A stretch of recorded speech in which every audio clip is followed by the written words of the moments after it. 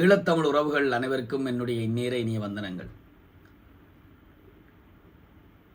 பாராளுமன்ற உறுப்பினர் ராமநாதன் அர்ச்சுனா அவர்களை பதவியிலே இருந்து நீக்க வேண்டும் என்கின்ற கோரிக்கை அடங்கிய கடிதத்தில் கையெழுத்து வேட்டை மிகச்சிறப்பாக நடந்து கொண்டிருக்கிறது. குறுகிய காலத்துக்குள் பேராதரவு தந்து எல்லோரும் அதை ஊக்குவித்து வருகிறீர்கள். இந்த நியாயமான கோரிக்கை, சமூகத்துக்கு நன்மை பயக்கக்கூடிய இந்த முயற்சி பல பேருக்கு நன்மையானதாக, மகிழ்ச்சி அளிக்கக்கூடியதாக, சந்தோஷத்துக்குரியதாக, வரவேற்கத்தக்கதாக இருக்கிறது. இப்படி மட்டும் நடந்துவிட வேண்டும், இது மட்டும் நடந்துவிட்டால் மகிழ்ச்சி. சில பேர் குதர்க்கவாதிகள், நான் சொன்ன அந்த காய்ச்சல்வாய் குதர்க்கவாதிகள் சில பேர், குறுமதியாளர்கள் சில பேர் கொச்சப்படுத்தலுக்கு முயன்றிருக்கிறார்கள். தூசண வார்த்தைகளை பேசுவது, இந்த இழிவுபடுத்தல்களால் இந்த குரல் வலையை நசுக்கலாம் என்று கனவு காண வேண்டாம். ஒரு நன்மையான காரியத்தை நேர்மையாக, கண்ணியமாக, ஒழுங்கான விதத்தில் மேற்கொள்ளுகிறோம். நான் மீண்டும் மீண்டும் இந்த வாழ்வடி கூட்டத்திடம் கேட்கின்ற ஒரே கேள்வி, அர்ச்சுனா ராமநாதன் அவர்களுக்கு ஆதரவு தெரிவிக்கிறோம் என்ற பெயரிலே சமூக விரோத செயல்களில் ஈடுபடுகிறீர்கள். அப்படித்தான் நான் சொல்லுவேன். நான் தெரியாமல் தான் கேட்கிறேன், திரும்ப திரும்ப கேட்கிறேன். இந்த அர்ச்சுனா ராமநாதன் செய்த ஒரு நன்மையான காரியம், எங்கள் இனத்துக்கு செய்த நன்மையான காரியம் என்று ஒரு காரியம் உங்களால் சொல்ல முடிகிறதா? நேற்று முன்தினமும் ஒரு விழல். நான் இப்படியான வார்த்தைகளை தவிர்க்க முடியாமல் பாவிக்க வேண்டியிருக்கிறது. ஒரு படித்த ஒரு ஆசிரியராக இருக்கக்கூடிய ஒருவர் உரையாட வேண்டி இருந்தது. உரையாடினேன். அப்பொழுது கேட்டேன் அவருடைய கருத்து. அர்ச்சுனா ராமநாதனுக்குத்தான் நாங்கள் என்ன காரணம் என்று கேட்டேன். ஒரு பதில் சொல்ல முடியவில்லை அவரால். அவர் தான் கதைக்கிறார். என்ன கதைக்கிறார் என்று கேட்டேன். அது பதில் இல்லை. சரி, அதற்கு சொன்ன பதில், அவர் நாட்டை குழப்புகிறார், அதிலே எங்களுக்கு ஒரு மகிழ்ச்சி உண்டாகிறது என்று ஒரு படித்த முட்டாள் சொல்லுகிறார்.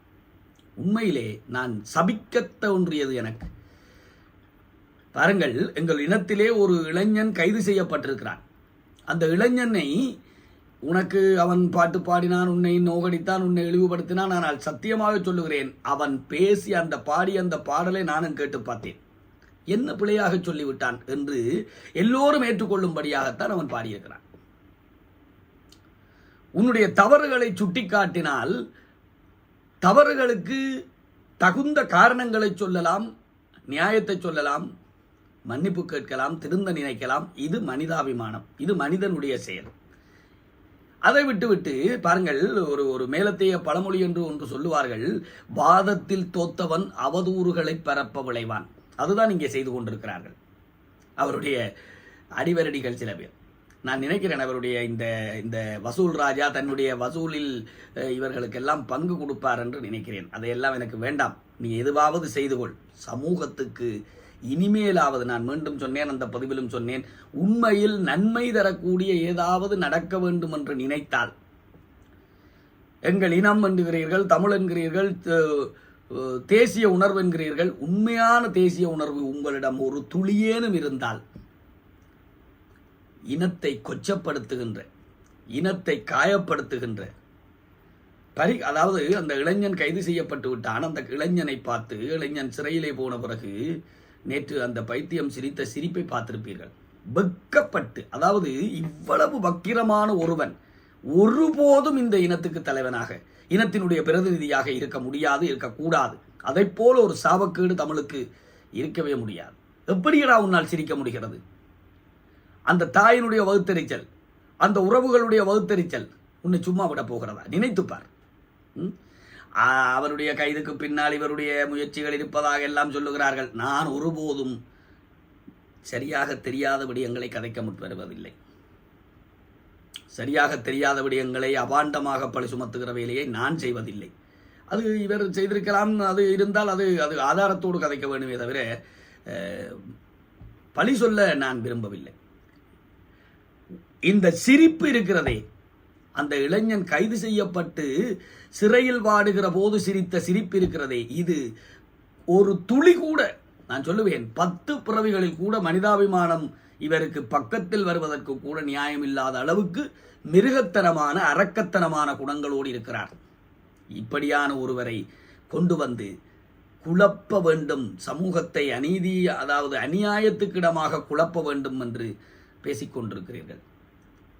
இப்படியான பம்புத்தனங்களுக்கு தயவு செய்து பம்புத்தனங்களை கைவிடுங்கள். இது ஒருபோதும் உங்களை இனம் மன்னியாது, சமூகம் மன்னியாது, மொழி மன்னியாது, சமயம் மன்னியாது, மனிதம் மன்னியாது.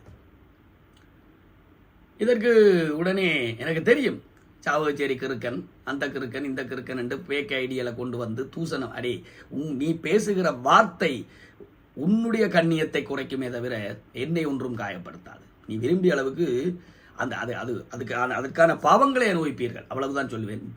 எண்ணம் சொல் செயல் அத்தனையாலும் தீங்கிழைத்துக் கொண்டிருக்கிறீர்கள். இதற்கான தண்டனை உங்களை சூடுகிற போது அதை எத்தனை பிறவிகளில் எத்தனை துன்பங்களுக்கு ஆளாக போகிறீர்களோ. நான் ஏதோ என்னை தீண்டுவதாலே நீ அதற்கான பாவம் அது எவனை தீண்டினாலும் எவனை சாடினாலும் அது இருக்கும். ஒரு விதமான ஒரு காரணம், அர்ச்சுனா ராமநாதனை நாங்கள் ஆதரிக்கிறோம், இப்படி செய்கிறார் அப்படி செய்கிறார். நான் கூட ஆரம்பத்தில் இந்த டிசிசி மீட்டிங்குகளுக்கு போய் ஒரு கேள்வி கேட்கிறாரே இதனால் ஏதாவது, ஆனால் அபாண்டமாக பழி சுமத்தி எந்த அதிகாரிகளையும் பணி செய்ய விடாத அளவுக்கு தன்னுடைய முகம் தெரிய வேண்டும் என்கிற ஒரே காரணத்துக்காக சும்மா குட்டையை கிளப்பி போட்டு வருவதில் அர்த்தமில்லை. ஒரு நல்ல நோக்கத்தோடு அவர் எதையும் செய்ததாக எனக்கு இன்று வரை படவில்லை. அப்படிப்பட்டால் அவர்களை எதிர்க்குவதற்கு நாங்கள் ஒருபோதும் முன்வரப்போவதில்லை. நான் சொல்லுகிறேன், இன்றைக்கும் சொல்லுகிறேன், யாராக இருந்தாலும் எவராக இருந்தாலும் சமூகத்துக்கு நல்லது செய்யக்கூடியவர்களை செங்கம்பளம் விரித்து வரவேற்க காத்திருக்கிறோம். இந்த அர்ச்சுனா ராமநாதனுக்கு முதலில் ஆதரவாக வாழ்த்தி வீடியோ போட்டவன் நான் இதை பல தடவை சொல்லிவிட்டேன். என்னுடைய முகநூலில் ஆரம்பத்தில் போய் பார்த்தால் தெரியும். சாவகச்சேரியிலே அவர் அந்த புரட்சி பண்ணிய போது. ஆனால் அவர் இந்த சமூகத்துக்கு பொருந்த மாட்டார், அவருடைய நோக்கம் வேறு, அவர் இதுக்கான தகுதிக்குரியவர் இல்லை என்று தெரிந்த பிறகுதான் எதிர்க்க தொடங்கினோம். பெரும்பாலும் அவரை எதிர்க்கிற அத்தனை பேரும் அதைத்தான் செய்தோம். சும்மா இந்த சமூகத்திலே இருக்கிற சில பேர் அவரோடு ஏன் சொரியறியல், அவர் ஏதாவது அவதூறு பண்ணுவார், இழுக்கு விளைவிப்பார். அதான் நேற்று கூட பாதகம் செய்பவரை கண்டால் மோதி மிதித்து விடு பாப்பா, அவர் முகத்தில் உமிழ்ந்து விடு பாப்பா என்று பாரதி சொன்னானே. நன்றாற்றலிலும் தவறுண்டு அவரவர் பண்பறிந்தாற்றா கடை, விறகுதலையனுக்கு விறகாலதான் அடிக்க வேணும். பாரதி சமூகத்திலே புரட்சிகள் செய்தான், பாரதிதாசன் புரட்சிகள் செய்தான். இதன் போதெல்லாம் கம்பனாகட்டும் யாராகட்டும் மன்னவனும் நீயோ வளநாடு முன்னதுவோ என்று கொதித்தானே, அப்படி எந்த தயவு செய்து ஒதுங்கி போங்கள், இதை பேசாமல் விடுங்கள். இப்படியான இந்த இலவச உபதேசங்களை தயவு செய்து விடுங்கள். முடிந்தால், அதாவது நான் சொல்லுவது ஒன்றுதான், இது தகாதது, சமூக விரோத சக்தி என்று தெரிந்தால் அதை புறந்தள்ள வேண்டும். என் வீட்டுக்குள் எனக்குள் என்று இருக்கக்கூடாது. நாட்டுக்குள் எங்கள் சமூகத்துக்குள் வந்தால் அது எங்கள் வீட்டுக்குள் வந்ததுதான். தயவு செய்து இதை புரிந்து கொள்ளுங்கள். மீண்டும் மீண்டும் நான் கேட்கின்ற ஒரே கேள்வி, அர்ச்சுனா ராமநாதன் செய்த ஒரு நன்மையை இது காரணமாக நாங்கள் அவரை ஏற்கிறோம் வரவேற்கிறோம் என்று சொல்லு. இன்றைக்கும் வெளிநாடுகளிலே இருந்து பணத்தை சுருட்டுவதற்கு என்ன செய்யலாம்? அன்றைக்கு அவரே சொல்லுகிறார், யூடியூப்பில் பேசினா ஜாலியா நீயும் வீடியோ கேட்கணும் நானும் வீடியோ கேட்கணும், கொஞ்சம் காசு வருமாடா, காரில் பெட்ரோல் அடித்து ஓடி திரிவேண்டா. இதுக்குத்தான் சமூகத்தை குழப்புவியா? இதுக்குத்தான் நீ இந்த சமூகத்துக்குள் தலைமை தாங்குகிறேன் பிரதிநிதி என்று வந்தாயா? அத்தனை முயற்சிகளிலும் சுயநலம் தெரிகிறது, அத்தனை முயற்சிகளிலும் கண்ணியமற்ற தன்மை தெரிகிறது. இதற்கு பிறகும் அவரை ஆதரிக்கிறோம் என்று யாழ்ப்பாண சமூகம், ஒரு நல்லதை தேர்ந்தெடுக்கக்கூடிய ஆற்றல் வாய்ந்த சமூகம் என்று ஒட்டுமொத்த இலங்கையும் அல்லது ஒட்டுமொத்த உலகமும் கணித்த அந்த கணிப்புக்கு நாங்கள் கொடுக்கின்ற களங்கம் இன்றைக்கு இருக்கக்கூடிய ஒரு 4-10 பேரால் ஒட்டுமொத்தமாக அவர் பக்கம் இருந்தவர்கள் எல்லோரும் மாறிவிட்டார்கள். அபிப்பிராயங்களை பார்த்தாலோ அல்லது இவரே கொஞ்சம் பேரை செட் பண்ணி வச்சு இவரே கொஞ்சம் ஃபேக் ஐடியால வச்சு ஏதாவது செய்தாலே தவிர மற்றபடி ஒன்றும் நடக்கப் போவதில்லை. இந்த வசைபாடுதல், இழிவுபடுத்தல்கள், தூசணம் பேசுதல், இந்த மாதிரியான கொச்சைப்படுத்துகின்ற கண்ணியமற்ற செயல்களை விட்டுவிட்டு நியாயமான பதில் ஏதாவது உங்களால் சொல்ல முடிந்தால் சொல்லுங்கள். இந்த கையெழுத்து வேட்டை ஒன்றுமாக போறதில்லை, முட்டாள் செயல். அந்த கடிதத்தையே நீ ஒழுங்கா படிக்க இல்லை என்று பொருள். எங்கள் நாட்டு சட்டத்தில் நேரடியாக அவரை பதவியிலிருந்து நீக்குவதற்கு இடமில்லை. ஆனால் உங்கள் ஒட்டுமொத்த ஆதரவின் மூலம் இவருக்கு எதிரான அந்த ஆதரவை தந்து அவர் மீதான நம்பிக்கையில்லா தீர்மானத்தை கொண்டு வருவோம் என்று குறிப்பிட்ட அந்த வார்த்தைகளை நாங்கள் எதைத்தான் ஒழுங்கா பார்த்தோம்.